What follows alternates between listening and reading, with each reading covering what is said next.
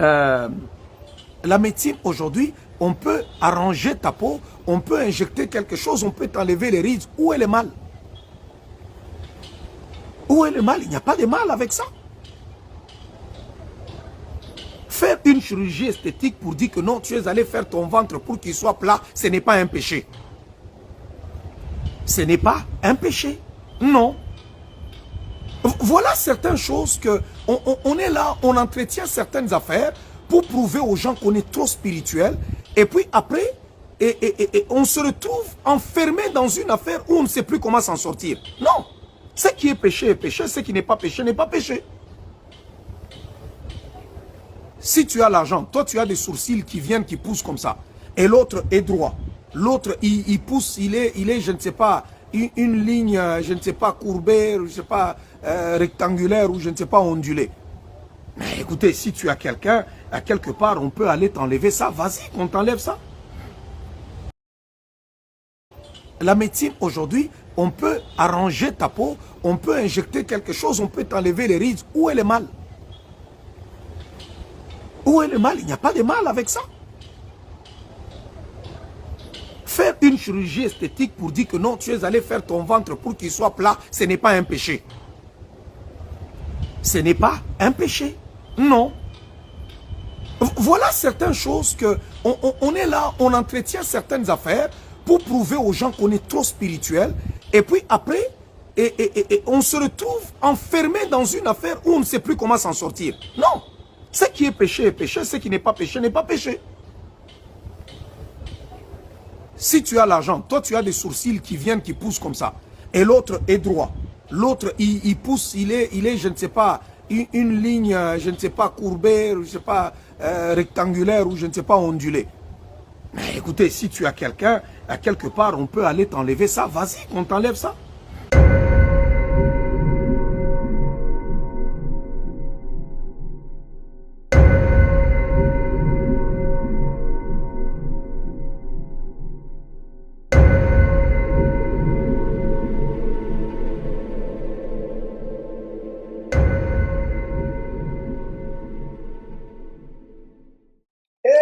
Pati ya Congo, batu ya Congo, bana ya Congo, nakebisa bino bambula ebele, tango molai, contre pasteur Oya Lokuta, pasteur Kindoki,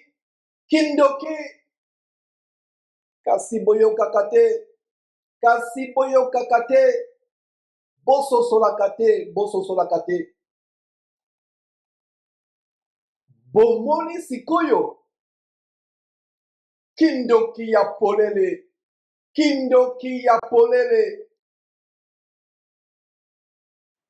Donc, Mukendi, dans quelques jours, va aussi venir dire que le viol d'enfant n'est pas un péché. Puisque c'est le viol qui a fait qu'il soit condamné. Il va aussi venir dire, le bandit Paul Mukendi, qui a fui le Canada, il y a quelques années, les tribunaux du Canada, le tribunal correctionnel du Canada, l'a inculpé, l'a condamné à 8 ans d'emprisonnement pour viol d'enfant. C'était même c'était pas une peine sévère. Un Congolais, il s'est évadé du Canada et il est au Congo. Il vient justifier que la chirurgie esthétique n'est pas un péché. Il vient défendre Masolo Tunasi. Incroyable. Un bandit, un impie, il vient dire que laissez les gens tranquilles. La chirurgie esthétique n'est pas un péché. On peut corriger un peu la peau, si tu as le souci à monter et monter là, celui-là est monté, l'autre tu peux tailler. Pour Mukendi, il dit bien la chirurgie, laissez Masolo Tunasi tranquille. Donc faites il avait raison de faire la chirurgie esthétique. Il oublie que c'est cette chirurgie esthétique qui a tué la femme de Masolo Tunasi. Donc il encourage la mort, continue à faire, aller en Turquie. Je ne savais pas que la Turquie était... On connaissait la Turquie pourquoi? Si tu n'as pas les moyens pour payer Air France, tu peux quand même payer Air, je ne sais pas si ça s'appelle Turkish Airlines. Mais il y a 1 mois, 2 mois, je ne savais pas que la Turquie, c'était la destination internationale de la charcuterie fessière. Je ne savais pas. Je ne savais pas. Pour la charcuterie des seins, la charcuterie des lèvres. bref, corporelle. Il vient dire, laissez les gens tranquilles, la chirurgie n'est pas un péché. Donc, ils font quoi? Qui change la grâce de notre Dieu en dissolution. La Bible dit quoi? Le vase peut-il dire, pourquoi m'as-tu créé ainsi? Le potier, pourquoi m'as-tu créé ainsi?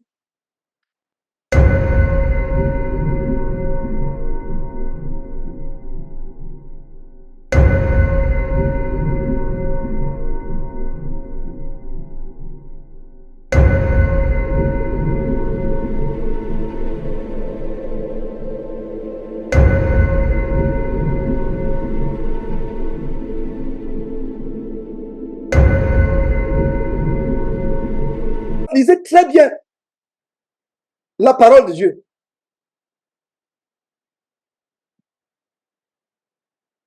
Car il s'est glissé parmi vous certains hommes dont la condamnation est écrite depuis longtemps. La condamnation. Non seulement ils sont condamnés par les tribunaux des hommes, ils sont depuis longtemps condamnés par Dieu. Des impies qui changent la grâce de notre Dieu en dissolution et qui renient notre seul maître et Seigneur Jésus-Christ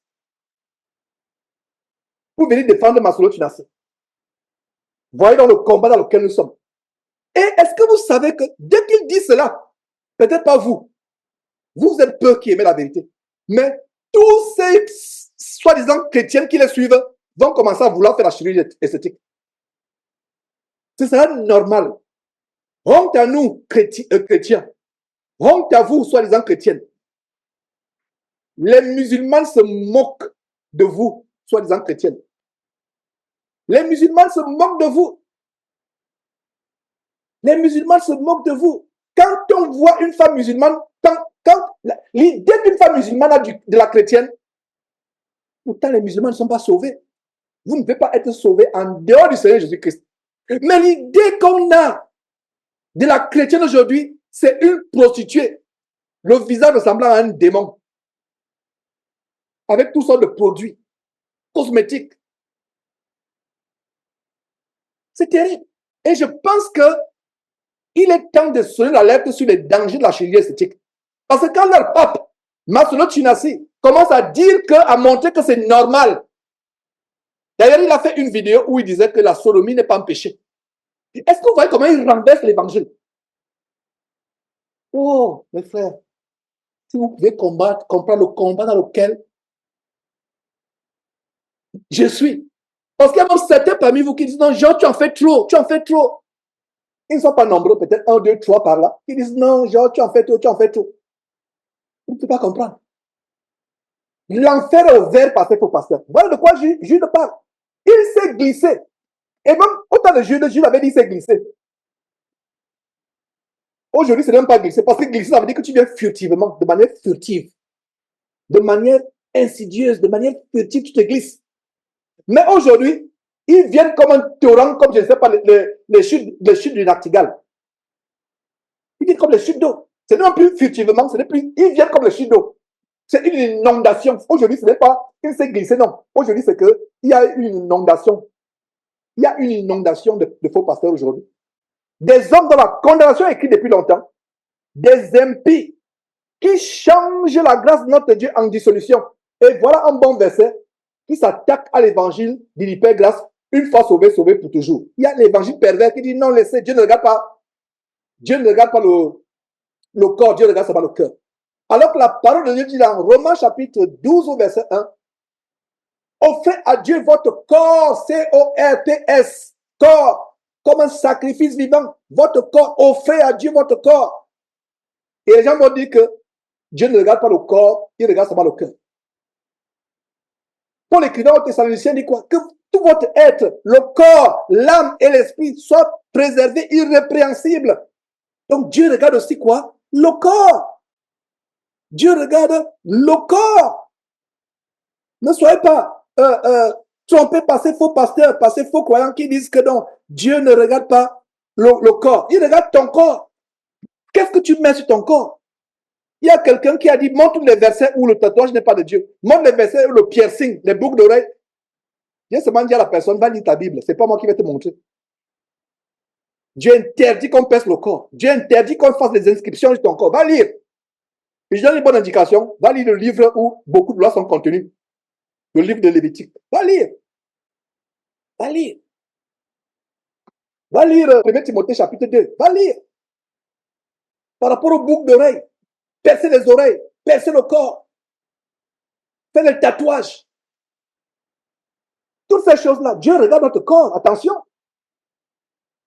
Parce que Dieu sait que ces piercings, ces tatouages étaient faits depuis les temps anciens par des peuples en signe d'adoration à leur Dieu. Dieu le sait.